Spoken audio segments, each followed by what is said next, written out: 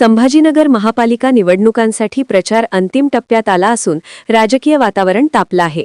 यंदा मराठवाड्याची राजधानी संभाजीनगर महापालिकेकडे राज्याचे लक्ष लागलं आहे, कारण दोन शिवसेना, भाजप आणि एमआयएम पक्ष येथे ताकदीने निवडणूक लढवत आहे, तर काँग्रेस राष्ट्रवादीही मैदानात आहे। दरम्यान एमआयएम पक्षातील नाराज गटाकडून माजी खासदार आणि पक्षाचे नेते इम्तियाज जलील यांच्या कारवर हल्ला करण्याचा प्रयत्न झाला। धावत्या कारच्या मागे पळून जलील यांना बाहेर काढून मारण्याचा प्रयत्न करण्यात आल्याची माहिती आहे।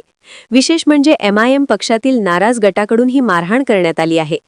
छत्रपती संभाजीनगरमध्ये माजी खासदार इम्तियाज जलील यांच्या वाहनावर हल्ल्याचा प्रयत्न झालाय। त्या वाहनात इम्तियाज जलील पुढच्या सीटवर बसले होते। सुरुवातीला काळे झेंडे दाखवल्यानंतर पोलिसांनी लाठीचार्ज केला होता।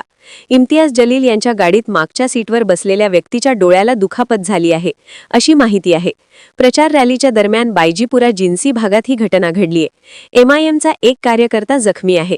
इतर जे कार्यकर्ते आहेत त्या संदर्भात चौकशी सुरू आहे।